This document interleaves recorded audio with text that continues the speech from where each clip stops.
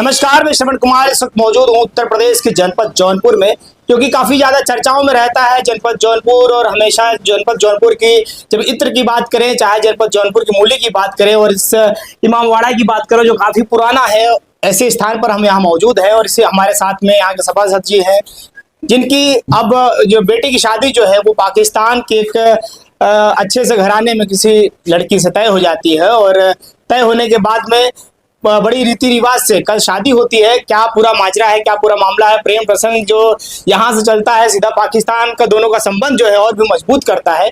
ऐसे में सभासद से बात करते हैं और जानने का प्रयास करते हैं क्या पूरा मामला है, कैसे कैसे यहाँ पाकिस्तान और भारत के बीच में जैसे कि बहुत सारी स्थितियां बार बार तनाव की उत्पन्न हो जाती हैं, लेकिन उसी बीच में ये प्रेम जो यहाँ से वहाँ पर चल रहा है, आने वाले समय पर इसमें और ज्यादा जो शादी जब हो जाएगी तो गहराइयां और मजबूत हो जाए। शादी हो चुकी है वैसे तो, आइए सीधा बात करते हैं। स्वागत है आपका। नमस्कार, मैं तहसीन शाहिद, वार्ड नंबर 31, भाजपा सभासद जौनपुर। कल रात में यानी 18 अक्टूबर को मेरे बड़े बेटे मोहम्मद अब्बास हैदर की शादी निकाह इमाम बारगाह कल्लू मरहूम में मुनक्किद हुआ। और वो लड़की जो है अंदलीब जहरा, वो मेरी बड़ी बहन है जो लाहौर पाकिस्तान में रहती हैं। अच्छा। उनकी बेटी है वो। उसी से निकाह कल रात हुआ। चूँकि हम लोगों ने वीज़ा के लिए अप्लाई किया था, वीज़ा हमेशा हम लोग को मिलता रहा, 2020 तक हम लोग को लगातार वीज़ा मिलता रहा। इस बार हम लोगों ने वीज़ा फिर अप्लाई किया और वीज़ा किसी कारणवश नहीं मिला, कैंसिल हो गया। चूँकि निकाह की तारीख मुकर्रर थी, तो हम लोगों ने इसीलिए ऑनलाइन निकाह जो है कल रात में इमाम बारगाह कल्लू मरहूम में किया। पूरी रीति रिवाज से मौलाना की मौजूदगी में, और माननीय विजय सिंह पिंचू जो भाजपा के MLC हैं उनकी, वो भी बैठे रहे। सबके सामने में निकाह कल रात हुआ। अच्छा, ऐसे में जैसे कि आपसी सौहार्द जो की बात की जाती है, पाकिस्तान हो भारत हो, संबंध जो है मजबूत होने चाहिए। और ऐसे में आना जाना तो आप कह रहे हैं कि इसके पहले होता था, 2020 से कहीं ना कहीं किसी कारण से वीज़ा नहीं बन पा रहा है, तो ऐसी स्थिति में कैसे संबंध जो है, रिश्ता जो है वो कैसे तय हुआ वहाँ पर? चूँकि ये हमारे स्वर्गीय पिता, हमारी स्वर्गीय माँ की ख्वाहिश थी कि हमारी बेटी की शादी वहाँ हुई है, रिश्ता आप लोग उसको बनाए रखें। तो हमारी बहन ने हमसे कहा कि भाई हमारी भी ख्वाहिश है कि हमारी बेटी की शादी आपके बेटे से हो जाए। हम लोग ने भी उसको मान लिया और उसी सिलसिले में हम लोग ने कल रात में निकाह किया। चूँकि हम तो अपने माननीय प्रधानमंत्री मोदी जी से यही अनुरोध करेंगे, माननीय गृह मंत्री अमित शाह जी से और माननीय विदेश मंत्री से यही आग्रह करेंगे कि वीज़ा प्रणाली आसान करें। स्वर्गीय अटल बिहारी वाजपेयी साहब जो हमारे देश के प्रधानमंत्री थे, उन्होंने लाहौर बस सेवा चलाई थी और समझौता एक्सप्रेस चलती थी।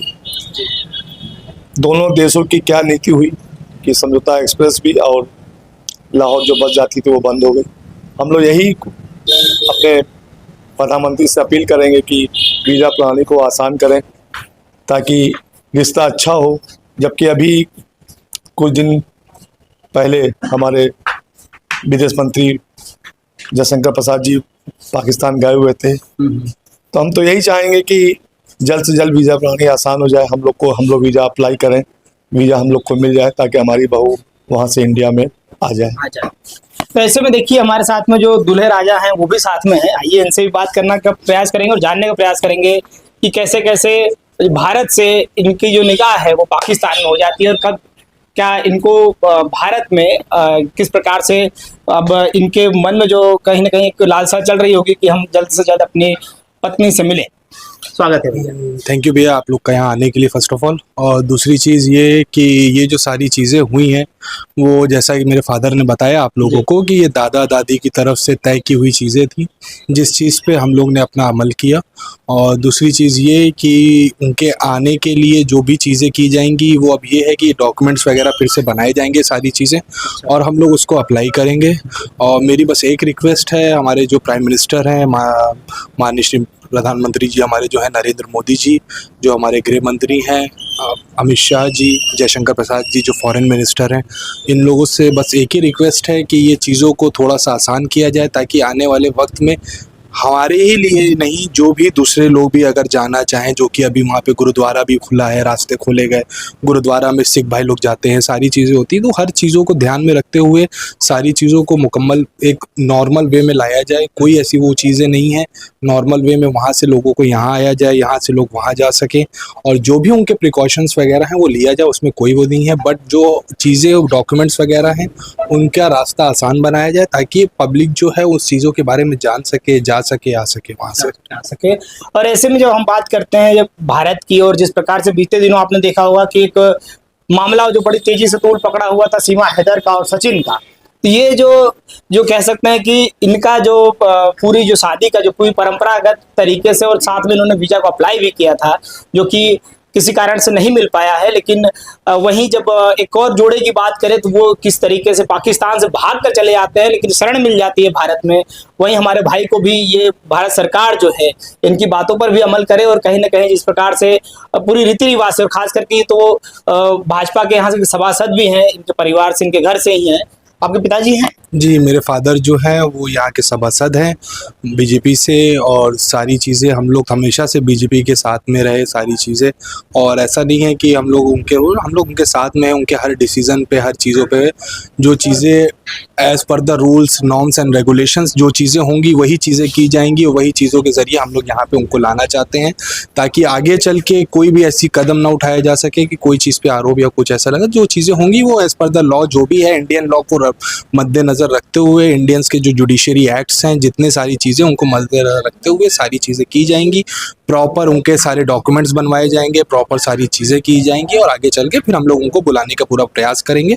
और होपफुली मैं सबसे ज़्यादा यही हूँ कि हमारे जो फॉरेन मिनिस्टर हैं जयशंकर प्रसाद जी, उनसे रिक्वेस्ट है कि ये चीज़ों पे ध्यान दें थोड़ा सा, और थोड़ा सा डॉक्यूमेंट्स वगैरह की चीज़ों को आसान बनाने की कोशिश करें, और हमें जल्दी से जल्दी हम लोग वहाँ जाके उनको यहाँ लाया जा सके, ताकि जो चीज़ें रह गई वो चीज़ें हम लोग पूरी कर सकें। बस ये बताइए कि जिस प्रकार से तो मान लीजिए शादी हो चुकी है, तो क्या बातचीत आपकी यहाँ से वहाँ पर होती रहती है? जी, बातचीत वगैरह तो आज तो सोशल मीडिया का ज़माना है, आप जान रहे हैं कि हर एक चीज़ डिजिटलाइज हो चुकी है, और व्हाट्सएप के थ्रू, बाकी सारी चीज़ों के थ्रू भी बातचीत होती रहती है, कोई उसमें दिक्कत नहीं है।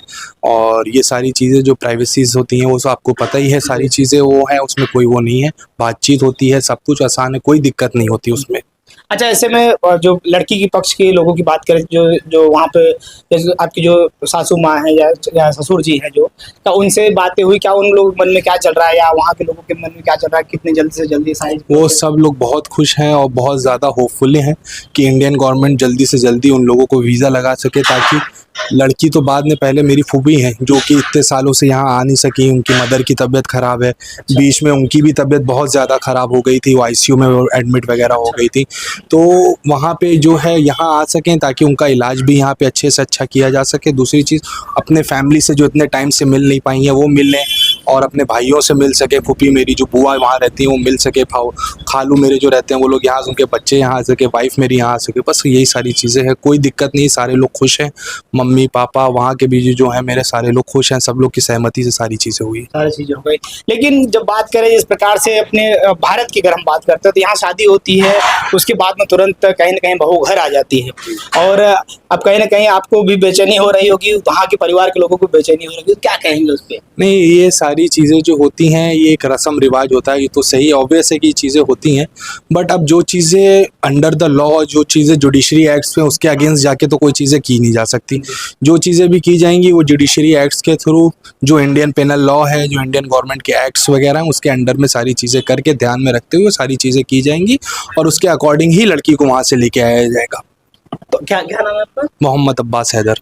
मोहम्मद अब्बास हैदर जी हमारे साथ में थे। जैसा कि इन्होंने तमाम बातें अपनी रखी है, बातों को इन्होंने बड़ी सादगी के तरीके से पेश किया है, साथ में भारत सरकार की तमाम नीतियों का कहीं ना कहीं इनका एक कहना है कि जिस प्रकार से जो भी रूल्स एंड रेगुलेशन है उसके तहत ही हम आगे की जो कार्रवाई है वो करेंगे। और जिस प्रकार से वीज़ा के लिए इन्होंने अप्लाई किया है, भारत सरकार से दरखास्त कर रहे हैं। इनके जो पिताजी हैं, जो सभासद है वर्तमान समय में भाजपा से, उनका भी यही मांग है कि जल्द से जल्द वीज़ा अप्लाई हो, ताकि बहू जो है वो अपने ससुराल आ सके। और आप लोग वीडियो को ज़्यादा से ज़्यादा शेयर करें, ताकि हमारी जो वीडियो है ये हो सकता है कि इसकी पहल से कहीं ना कहीं इनके लिए आसानी हो सके, और जिस प्रकार से भारत और पाकिस्तान का जो आपसी सौहार्द है ये बना रहे, ये हम चाहते हैं। ऐसी हमारी भी इच्छा है। वीडियो अच्छा लगा हो कमेंट करिएगा और प्रतिक्रिया जरूर दीजिएगा और भाई साहब को शादी की ढेर सारी शुभकामनाएं दीजिएगा। मिलते हैं फिर किसी नेक्स्ट वीडियो में। जय हिंद, जय भारत।